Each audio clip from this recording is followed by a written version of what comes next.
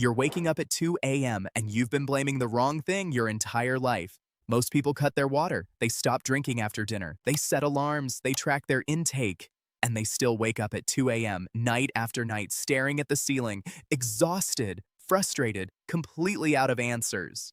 Here's the truth. Water is almost never the real cause, and once you understand what's actually happening inside your body at that exact hour, you'll never think about nighttime waking the same way again. Let's get into it. First, why 2 a.m. specifically? Is there something special about that time? Actually, yes, and it's not mystical. It's biology. If you fall asleep between 10 and 11 p.m., then 2 a.m. lands almost exactly 3 to 4 hours into your sleep. That's the point where your deep sleep pressure starts dropping. REM sleep begins increasing and your brain transitions between sleep cycles. During those transitions, your nervous system becomes temporarily lighter, more reactive. Any signal from your body becomes louder. Any discomfort, any hormonal shift, any tiny bladder sensation, your brain picks it up. So 2 a.m. isn't random, it's when your defenses are lowest. But here's what most people get wrong. Even if you do wake up and need to use the bathroom, that doesn't mean the bladder woke you. Think about what actually happens. You wake up, for whatever reason. Once you're conscious, you notice your bladder, and then you go. Then you assume the bladder was the reason. But in sleep medicine, that sequence is reversed far more often than people realize. Something else caused the waking. The bladder just got the blame. That misattribution might be the most important thing in this entire video, because if you keep fixing the wrong problem, nothing will ever change. So what are the real causes? Let's break them down, starting with the one most people completely miss. Because number one, your stress hormones are misfiring at night. Your body runs on a hormone called cortisol. Normally, cortisol hits its lowest point around midnight to 2 a.m., then gradually rises toward morning to help you wake up naturally. But chronic stress flips that curve. Under pressure, work, anxiety, financial stress, relationship tension, cortisol can spike in the middle of the night instead of staying flat. When that happens, your brain gets a chemical signal that essentially says, danger, wake up, stay alert. You open your eyes, your mind turns on immediately. You feel wired even though you're exhausted. That eyes snap open, brain instantly running pattern, that's a nervous system response, not a bladder problem. Research shows that people with chronic insomnia have 30 to 50% higher levels of nocturnal cortisol than normal sleepers. And those spikes consistently correlate with 2 to 3 a.m. arousals. But there's another cause that's even more underdiagnosed. Cause number 2, your airway is collapsing during sleep. Sleep apnea is one of the single biggest hidden causes of nighttime waking, and millions of people have it without knowing. Here's what happens. As you fall into deeper sleep, the muscles in your throat relax. The airway narrows, your oxygen drops, your brain detects the threat, releases adrenaline, and partially wakes you. You might not fully remember it, but you wake possibly dozens of times per night. And here's where it gets interesting. Sleep apnea also causes you to need to use the bathroom more at night. The breathing disruptions trigger hormonal responses that push the kidneys to produce more urine. So if you're waking to pee, that bathroom trip might actually be a symptom of a breathing disorder, not excess water. Signs to watch for: snoring, dry mouth in the morning, waking with a headache, or feeling exhausted no matter how long you slept. If any of those sound familiar, this one deserves serious attention. Cause number 3, your blood sugar crashed. This one surprises people, but it's extremely common. And here's where we get to the piece of the puzzle that almost nobody talks about. The one that's hiding in plain sight on your dinner plate. Most people track what they drink. Almost nobody tracks what they eat. And that's a serious blind spot. Your evening meal is one of the most powerful forces shaping what happens at 2 a.m. Not because of how much water is in your food, but because of what your dinner does to your hormones, your blood chemistry, and your kidneys for the next 4 to 6 hours. Let's break down exactly how this works. When you eat a carbohydrate-heavy dinner, pasta, rice, bread, sugary sauces, dessert, your blood sugar rises sharply. Your pancreas releases insulin to bring it back down. So far, standard biology. But here's where it gets dangerous for your sleep. Around 4 to 6 hours after that meal, timed almost perfectly for 2 a.m. if you ate at 8 or 9 in the evening, blood sugar begins to dip. And when it dips too far, your body treats it like an emergency. It fires off cortisol, glucagon, and adrenaline to push glucose back into your bloodstream from liver stores. That hormonal alarm doesn't care that you're asleep, it fires anyway. Your heart rate bumps up slightly, your body temperature shifts, your nervous system snaps toward alert, and you wake up, sometimes sweaty, sometimes anxious, sometimes with no clear feeling at all except that your eyes are suddenly open. Then you notice your bladder, and you blame the water.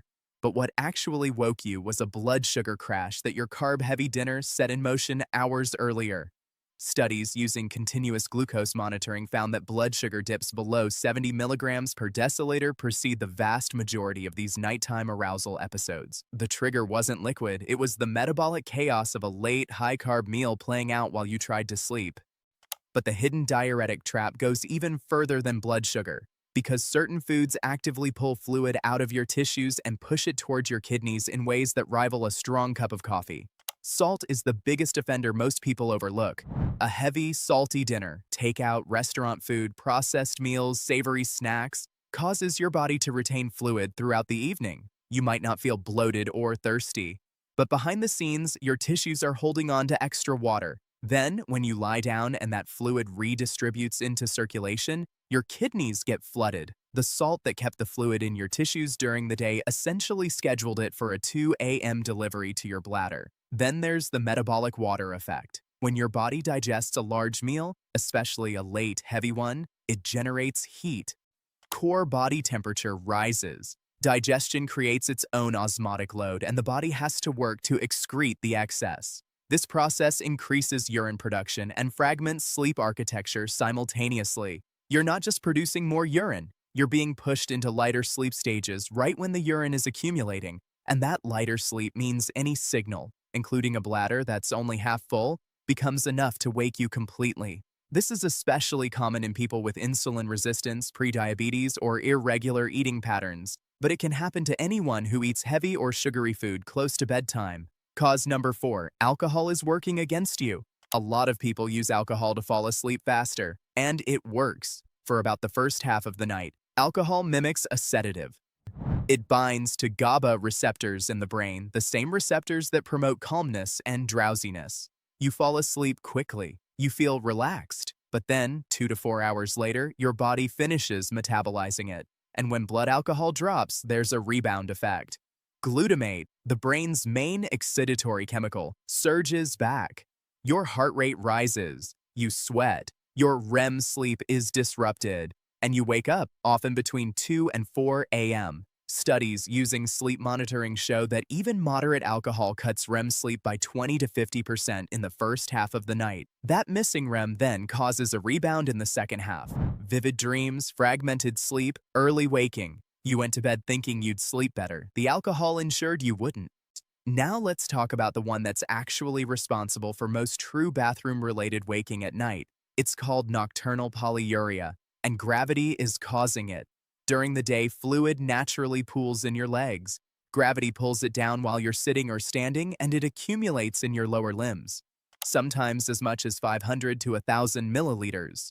When you lie down at night, gravity reverses. That fluid redistributes back into your bloodstream. Your kidneys filter it. Your bladder fills. Not because of the glass of water you had at dinner, because you laid down. This is called circulatory fluid shift, and it can boost overnight urine production by 20 to 40%, completely independent of your fluid intake. You could drink nothing after noon, and this shift still happens.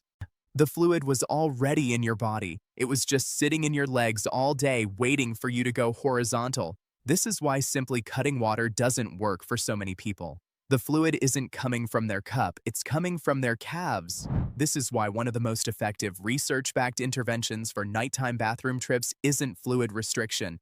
It's elevating your legs for 30 to 60 minutes in the afternoon or early evening. You mobilize that fluid before bed so less of it arrives overnight. That single habit alone has been shown to reduce nighttime urination episodes by 20 to 50% in people with fluid pooling. So let's bring this together. What should you actually do? The first fix, stop aggressively cutting water and start shifting it. The goal isn't to drink less overall. Dehydration causes its own problems and makes urine more concentrated. which actually irritates the bladder more. Instead, front-load your hydration. Drink most of your fluids before early afternoon, then taper off 2 to 3 hours before bed.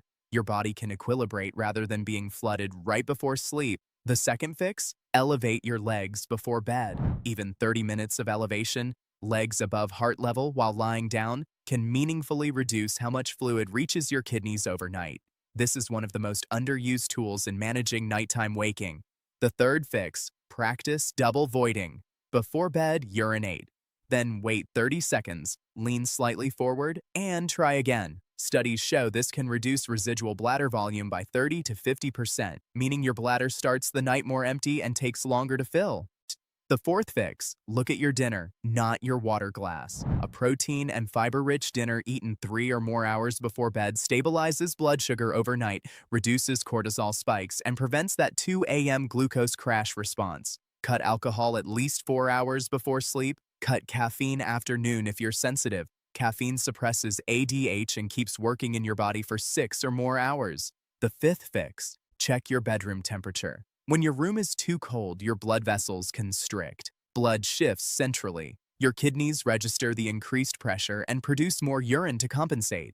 Research suggests a bedroom temperature between 65 and 68 degrees Fahrenheit is optimal. Cool enough to support deep sleep, but not so cold it triggers what's called cold diuresis. And if you suspect stress or anxiety are at the root, consistent wake times, morning sunlight exposure, daytime exercise, and deliberate wind-down routines aren't suggestions. They're the actual medicine. Here's the one insight I want you to walk away with. If you wake at 2 a.m. and then go to the bathroom, that does not prove the bathroom is why you woke up. Most of the time, something else woke you first. A cortisol spike, a blood sugar crash, a breathing disruption, a conditioned brain that learned to wake at this exact hour weeks ago. And once you were conscious, your bladder, which would have happily waited until morning, sent its signal. The fix isn't in the bathroom, it's upstream. The water was never the villain. Your body was sending a message about something deeper. And now you know where to look. If this gave you a new way to think about your sleep, so subscribe, because we break down health topics like this every week, cutting through the noise and giving you what the research actually says.